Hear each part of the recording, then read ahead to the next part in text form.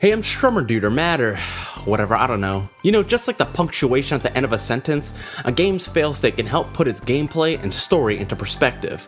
And what better way to tell players that they suck than by eviscerating them. Back with Super Mario Bros., if you ran into an enemy or fell down a hole, you were penalized by replaying the failed section. Though most modern games no longer do a full reset, they have gone the route of forced repetition. These protagonists exist solely in the physical. If they fail, reality itself resets. But with the emergence of narrative and frustration surrounding death, designers have attempted to subvert the mechanic. In regards to the inherent frustration, some games actually reward death in some way.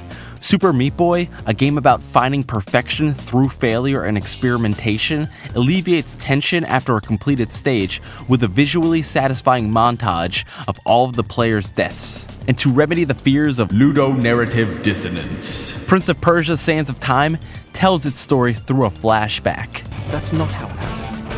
Now, where was I? The game also plays prevent and defense, allowing the player to reverse events a finite number of times. But in both cases, the concept remains the same: repeat until success. Which is not a bad thing, but some games have given their characters somewhat of a presence after their demise. In say World of Warcraft, the player has a literal afterlife, spawning as a ghost in the nearest graveyard. The spirit then must either take time to find its body or resurrect immediately from a spirit healer at the cost of some stats. In addition, some NPCs and quests can only be found as a ghost. In multiplayer games like League of Legends, a death has huge influence on the game. Say the jungler pulls off a successful gank bot lane.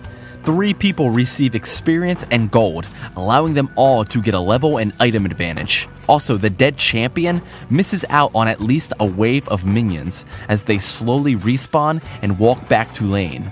Essentially, you don't want to die. The influence idea transfers over to single-player games such as Heavy Rain, which also features permanent death.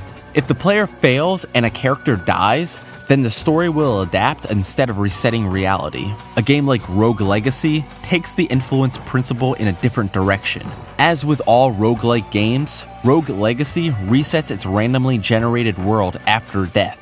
Difference being the gold collected during a playthrough passes on to the player's heir, which is used to unlock upgrades to help with subsequent runs. The repetition in roguelike titles feels more sinister when a character can remember their past lives, as is the case with the Purgatory of Dark Souls. The denizens of Lordaeron bear the Dark Sign, a curse granting immortality. Gameplay-wise, players collect experience-granting souls from slain enemies as they traverse between safe havens called bonfires.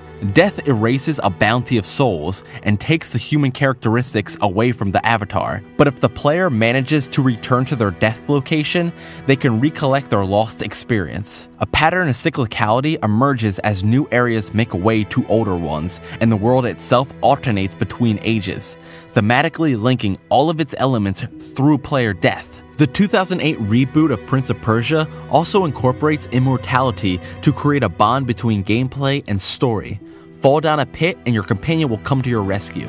Though a protective relationship forms through the non-death, the game also loses the excitement and suspense from its predecessor. Is that to say fail states are necessary to create tension? In games like Prince of Persia? I think so. But a game like Gone Home preys on these fears, creating an air of dread by ripping off the assumptions of gamers. With the sounds of a storm raging outside and hints of Satanism, the prospects of death undoubtedly weighs on the mind, but in no circumstance can the player die. The game's tone helps add weight to the side stories about characters wrestling with their own mortality. The thought of death creates the suspense, not the act. So what's the takeaway from these 10 games? We're all gonna die, and that fact often shapes our living days, so it might be good to consider how a game decides to annihilate the player to help improve the gameplay. That's not morbid at all. Not at all. Maybe a little bit. It's pretty morbid.